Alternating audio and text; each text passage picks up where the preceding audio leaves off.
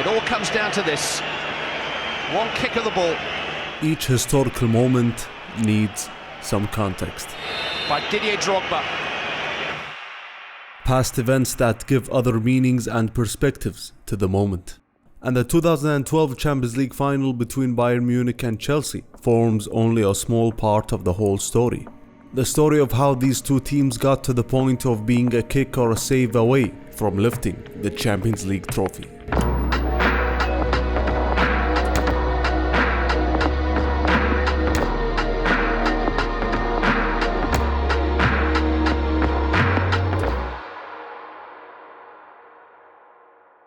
If we wanted to talk about Chelsea's success in the turn of the century, we have to mention the Russian businessman Roman Abramovich. The Russian had eyes on buying a club in England after being impressed by the sport following the Champions League match between United and Madrid in April of 2003. Rumors were spreading about Chelsea and Liverpool being the two potential suitors. So in came a pivotal match between the two teams at the end of the season, which will decide who qualifies to the Champions League. Jesper Goliath scored the winning goal for Chelsea, the goal that sealed Champions League football for the Blues in the expense of Liverpool. Really puts Liverpool up against it. And the goal that could have ultimately sealed the Russian takeover for Chelsea. The Blues' path to success in the early years were almost all because of big money spendings on the best players in the most crucial positions. But Chelsea's squad was not bad, but the Russian boosted Claudio Ranieri's team with 170 million euros worth of new players in his first transfer market. After a great season which saw Chelsea end as runners-up in the league, which is their best finish since winning the Old English Division in 1955, and also after crashing out of the Champions League against Monaco in the semi-finals, and after many rumors throughout the season, Abramovich fired the Italian manager, which will prove to be a trend for the Russian in the upcoming years. So in came Jose Mourinho, full of confidence after winning the Champions League with Porto, and gave us one of the most iconic press conferences in history. I think I'm a special one. The Russian owner boosted the squad by spending 166 million euros to fulfill the new manager's requests. And Chelsea experienced its best period in history through the next few years. Back-to-back league titles, the FA Cup and the League Cup as well. But despite all this English success, the Champions League title was always so close but so far. In Jose's first season, Chelsea were out of the Champions League from the semi-finals against Liverpool with a controversial goal after the ref called a penalty on Baros, but then took the advice of the linesman to award a goal.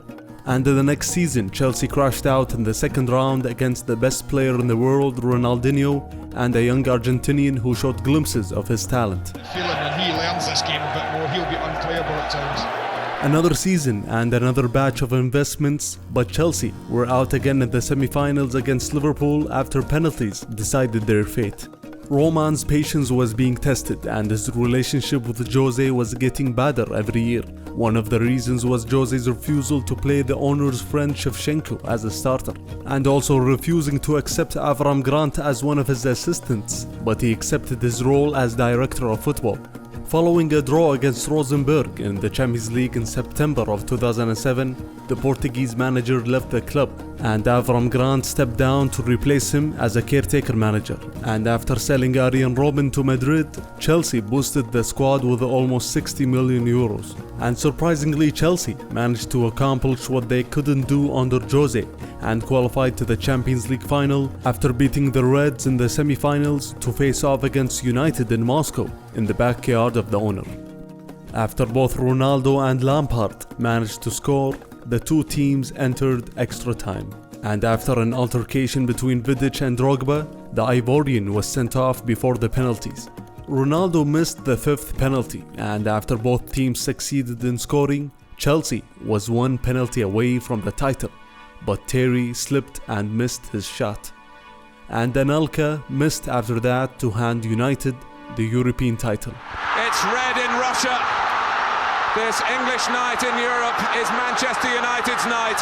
For the first time in 4 years, Chelsea ended the season without a title. And 3 days after the final, Roman sacked Avram Grant. Chelsea appointed the Brazilian Luis Scolari, former World Cup winner, to take over coaching duties with some reinforcements in the transfer market.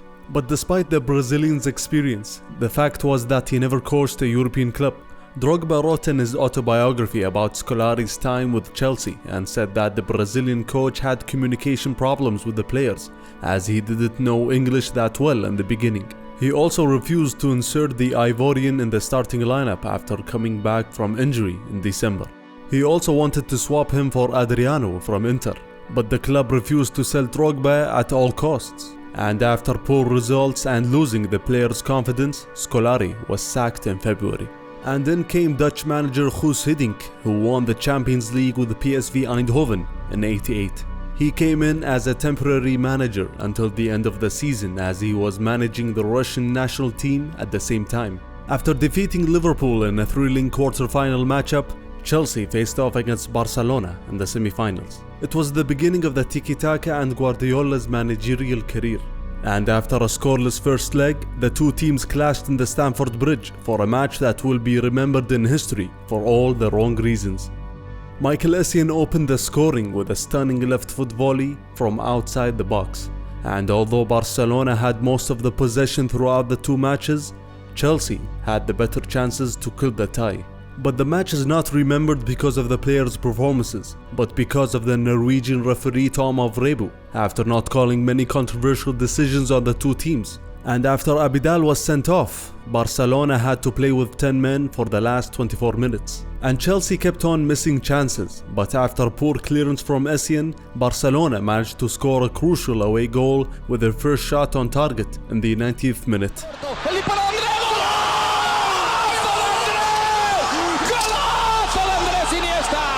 The Blues had one last chance through a corner, which was deflected onto Ballack, who volleyed the ball onto Ito's hands, which were raised in front of the eyes of the referee, but no call was given.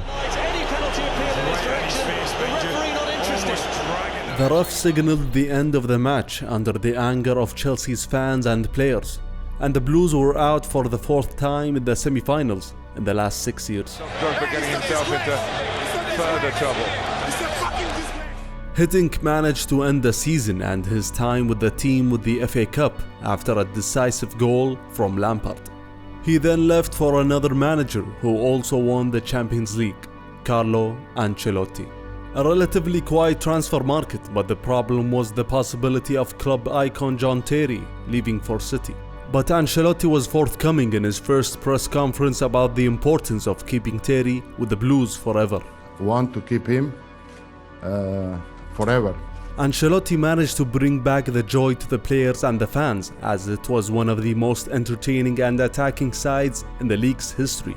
Chelsea also managed to score a record-breaking amount of goals on their way to their first league title in 4 years, and also managed to achieve the club's first domestic double in history after winning the FA Cup. But Mourinho was back for revenge with his new team Inter Milan in the round of 16 of the Champions League. He also knew Chelsea's players very well, as the Nerazzurri won the two legs to qualify and achieve Roman's dream of winning the Champions League, but with another team.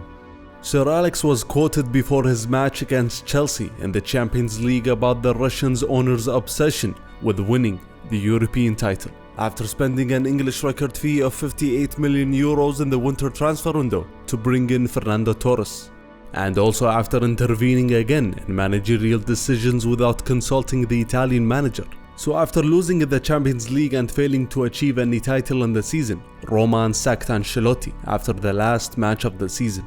And maybe this obsession is true after the Russian owner got rid of his sixth manager in the last 8 years, as the search begins again for the person who will bring home the European trophy. Bitte lass ihn an diesem Abend eine Flasche sein. Schuss. Ja!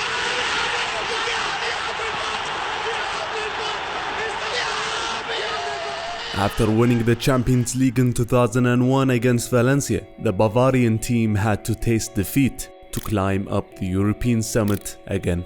Ottmar Hitzfeld's team in the beginning of the century was in a transitional period, and the German league was different than the other European leagues, as clubs were under a law called the 50+1 rule, which was introduced in 1998, where club fans own no less than 50+1% of the club's shares, which in turn blocks any commercial investor in owning a controlling interest that exceeds 49%. And the German Federation has set up strict regulations to stop bankruptcy, and any club who has financial problems is only allowed to buy as much as they sell in the transfer market. But with a board that possesses both football and commercial experience, like Franz Beckenbauer, Karl-Heinz Rummenigge, and the general manager Ole Hoeneß, Bayern managed to hold their own in Europe. But each year the differences are getting bigger between the Bundesliga and other big European leagues in terms of broadcasting revenues and foreign investments. So Bayern had to get back to the European summit organically, so to speak. And that demands smart signings and good business and commercial practices. And Bayern had better financial capabilities than other German clubs, supported by a big fan base under the slogan of Mia San Mia. So they had a transfer philosophy of buying the best local players. And one of the first examples was in the summer of 2002, after Leverkusen were so close to achieving the treble. And despite that, Bayern signed with Roberto and Ballack after Leverkusen's exceptional season.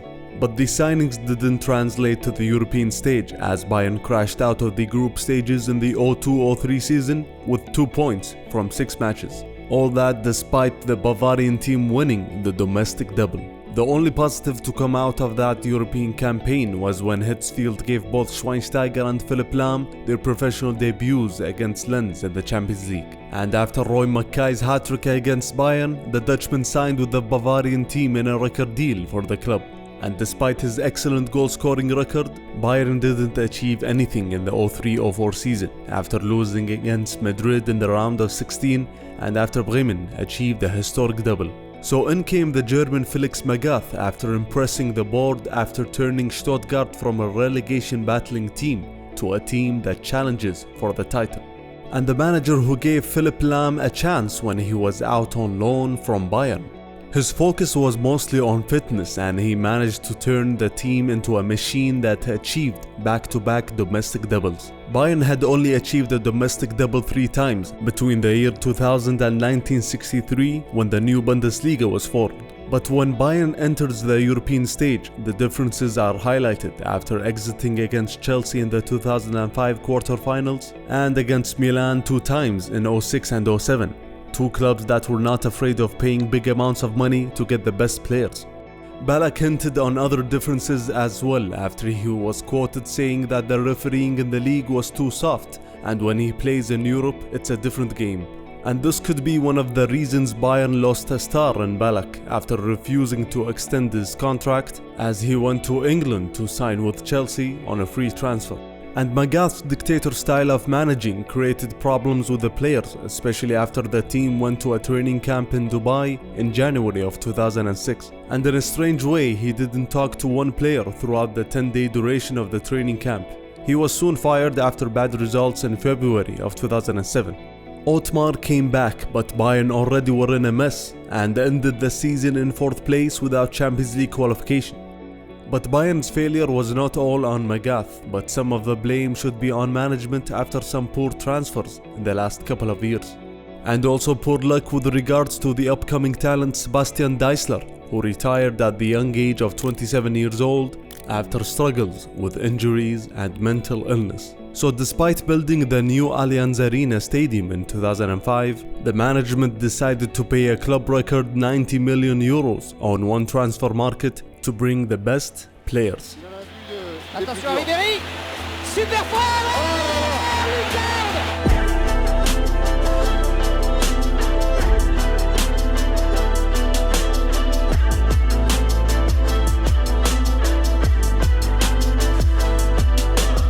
In came Franck Ribéry, who was a club record signing at that time, and he quickly put his stamp on the Bundesliga. And with other new additions like top goal scorer Luca Toni and Miroslav Klose, Bayern managed to win another double. But Oliver Kahn retired at the end of the season, and Otmar decided to take over the Swiss national team. So the board took a risky decision after signing with Jürgen Klinsmann, who was unemployed for 2 years after successfully managing the German national team.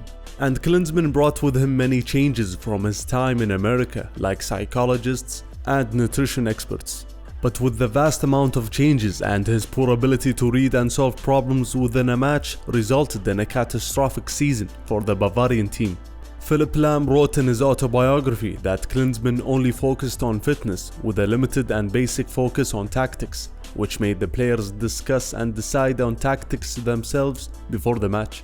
The team lost by embarrassing results like conceding 4 goals in one half against Barcelona in the Champions League quarterfinals, and also losing against former manager Felix Magath and his new team Wolfsburg by 5 goals thanks to the deadly duo of Grafit and Dzeko. The Klinsmann experiment was ended after losing in the Allianz Arena against Schalke in April, and then came ex-Bayern manager Jupp Heynckes to take over until the end of the season. Now the question being raised within the board was how can we emulate Barcelona's philosophy at Bayern after the Catalonian club provided a masterclass in football, as Beckenbauer said. And all the rumors pointed to Louis van Gaal, ex-Barcelona manager and the current AZ Alkmaar manager who just won the second league title in the club's history. And in came the Dutch manager with his big ego to a club that was built and is being run in a traditional manner. And the Bavarian club participated in an active transfer market, but decided to not extend Lucio's contract in the summer. But after the Bavarians' worst start in 43 years, Van Gaal was adamant in bringing in his Dutch compatriot Arjen Robben before the market closes. And Bayern managed to snatch the Dutchman after 2 injury-riddled seasons with Madrid. Despite scoring 2 goals on his debut to start the Bayern Era, as it is called, Bayern were still paying for their bad start, especially as Ribéry missed most of the first half of the season. So Van Gaal was under pressure and had conflicts with the star players in the team. And in came a pivotal match in Turin against Juve in Group A of the Champions League, where the winner will advance to the second round. After being 1 goal down, Bayern managed to come back and score 4 goals to win the match. And this proved to be a turning point for the team in the season, as they climbed to the top of the league in March and got to the Champions League final after winning against Fiorentina with controversial decisions from usual suspect Tom Mavrebu and his assistants. So now is he offside? Goal stands. And winning against United and Lyon. The main factors for this resurgence was Van Gaal's usage of youth products like Thomas Müller, Bart Stuber and David Alaba, who were led by then legendary youth team coach and current assistant manager Herman Gerland. And after placing Schweinsteiger as a holding midfielder alongside Van Bommel after years of other managers misusing him on the wings. After achieving the double, Bayern went to the Santiago Bernabeu with eyes on the treble. It's also the same situation with their opponents in the final, as they face Inter Milan, who managed to overcome Barcelona and the philosophy of possession that the Bavarian team had implemented successfully. Despite Ribéry missing the match after his red card, Bayern managed to keep the ball for most of the game and at 68% of possession. But it came against a resilient team who was equipped to handle pressure, as they won after Millet to score 2 goals on the counter, as the student has become the master. Ribéry decided to extend his contract in the summer after rumors of his departure throughout the season, as the Frenchman was convinced of the team after getting to the Champions League final. And all of this despite the complicated relationship with his manager, which still went on through the next season. Van Gaal's contract was extended as well, despite his touchy relationship with the club president Uli Hoeneß, and despite Bayern's slow start to the new season after missing Robben for the first half of the season because of the World Cup. And after club captain Van Bommel signed with Milan in January, Van Gaal replaced him with Toni Kroos, who was out on loan to play alongside Schweinsteiger. But the Bavarian team crashed out of the Champions League against Inter again in the round of 16, and were out of the cup against Schalke. And this time Bayern had true competition in the league. Dortmund, led by Jurgen Klopp, who were top of the league until the end of the season and lifted the title with a team that had an average age of 23. Van Gaal was sacked in April after the risk of losing out on a Champions League position for next year, the year in which the Allianz Arena will host the European final.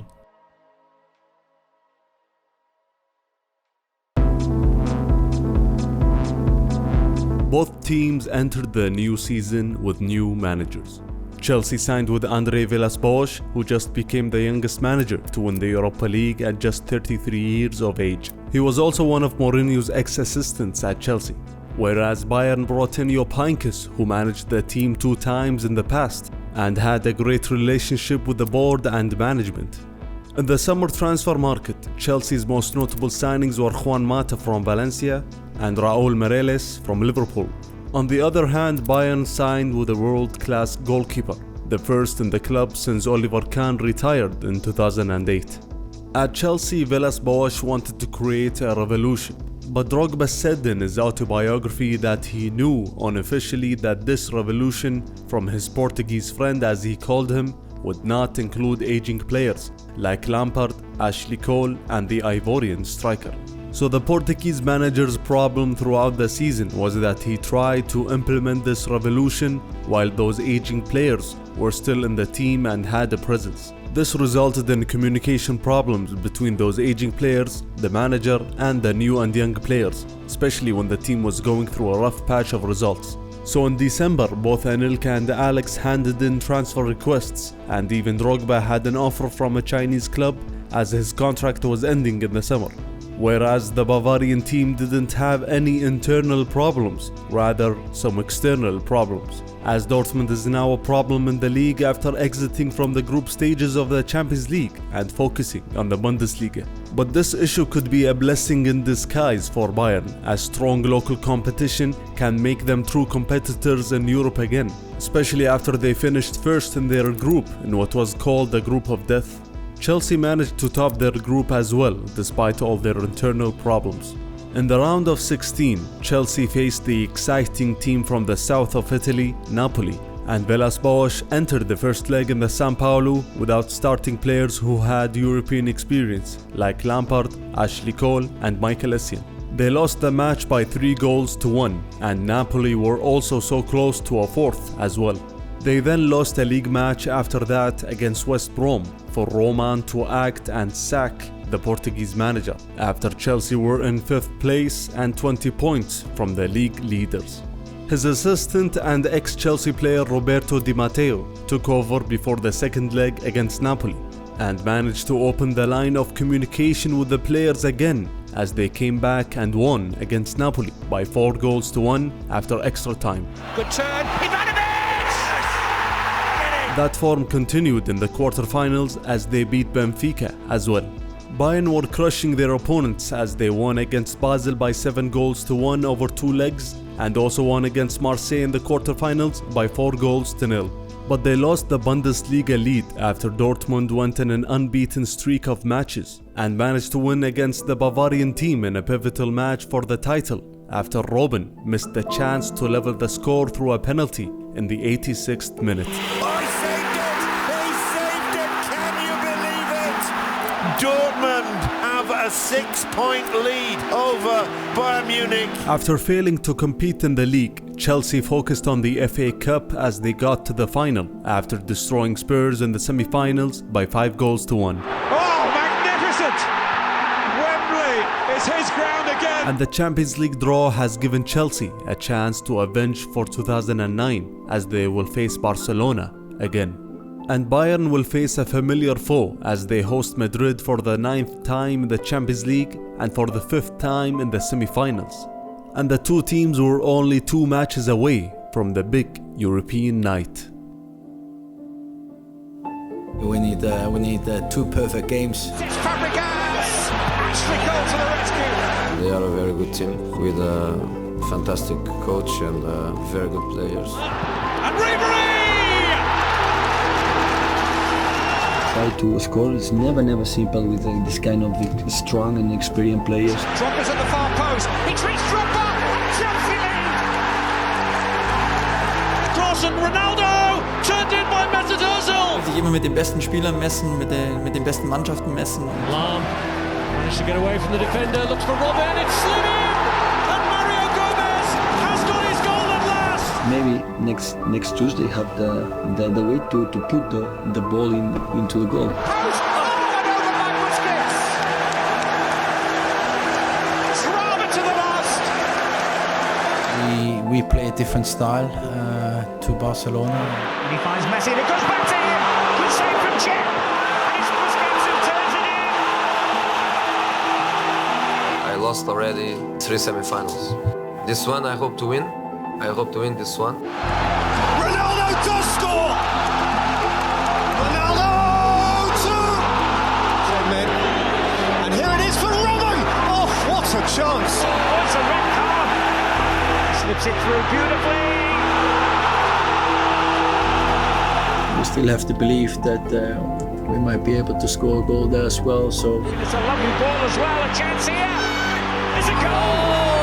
Ramirez arrived from nowhere to give Chelsea hope again.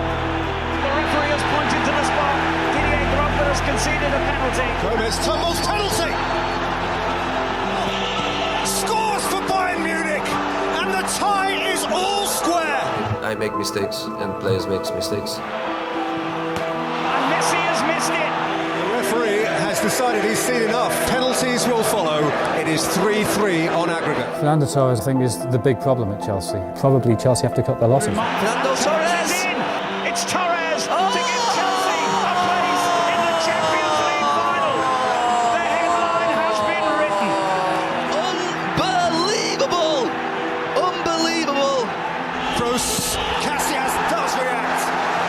Ramos, oh, still travelling. Kurz, man könnte sich qualifizieren fürs Finale mit einem guten Ergebnis. Schweinsteiger. Bayern Munich will play in the final. The Bavarians will be guests at their own party, and Chelsea are invited too.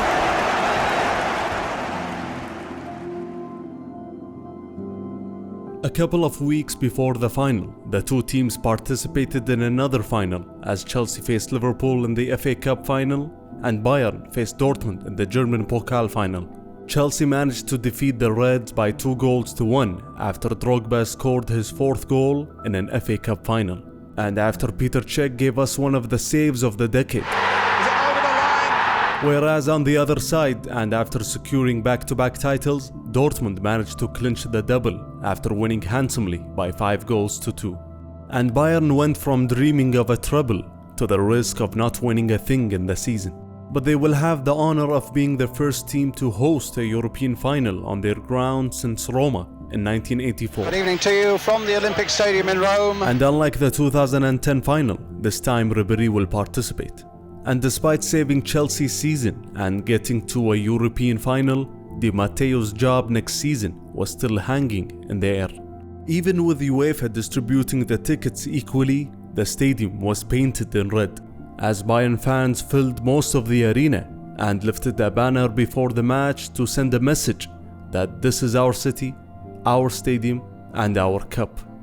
The two lineups gives us some indication of the desperation of both teams in winning this title, as Bayern had 12 players who lost the 2010 European final, and Chelsea had 9 players who lost the 2008 final. And because of the old yellow card accumulation rule, both teams had important players out for suspension. It will be a special assignment for Drogba, who didn't extend his contract nor gave any indication about next season. With that said, this could be his last match as a Chelsea player and his last chance to win the missing title. Both teams entered with a similar formation but with different tactics. Chelsea knew their strengths and the strengths of Bayern and played a similar match to the one against Barcelona in the Camp Nou, as they gave up possession and faced many chances and shots throughout the match. The surprise of the day was Di Matteo playing the young Ryan Bertrand on the left flank in place of the injured Malouda to support Ashley Cole, who played behind him to face the threat of Robben. Bayern finally managed to score in the 83rd minute thanks to a header from Thomas Muller, and are 7 minutes away from the title. So Chelsea had to change their game plan and do what they rarely did in the match, and that is to create and attack. After entering the match, Torres managed to win a corner, which Juan Mata crossed onto the head of the final specialist, Didier Drogba. What about that? The Bavarians couldn't believe how Chelsea were level and how both teams got into extra time. But Bayern kept pushing and creating chances throughout the next half hour. And then came Bayern's second chance to win it after Drogba was called for a penalty, as he did in the Camp Nou. Arjen Robben came forward again to take the pivotal penalty, as he has done throughout the season, but with different results. And this time he'll take it against his old teammate. Petr Cech against Arjen Robben. He saved it! He saved it! This is unbelievable. Quite literally unbelievable. Now penalties will decide the outcome of the European final for the first time since 2008 when Chelsea lost. Unlike Bayern, who won their last European title in 2001 against Valencia through the chance of penalties. The destiny of the European Cup will be decided by a penalty shootout. لعبوا تشكوا جول قدمات الحارس بنفس الذكريات بنفس السوفينير قدموا حتى يا ولد يا ولد يا ولد مانويل نوير قدموا حتى صدد ويسجل 3-2. Petr Cech claws it away. التايجر وحتى مش ممكن ضاعت على القايم. It all comes down to this. فين الإيفواري دروجبا وعصام الحضري 80,000 متفرج ضغط رهيب يتقدم دروجبا ويضيع دروجبا one kick of the ball by Didier Drogba. He done it! It's the greatest night in Chelsea's history. Champions of Europe at last. Champions League winners the hard way. They'd beaten Bayern in their own backyard and at their own game on penalties. And they've beaten a path back into next season's Champions League too.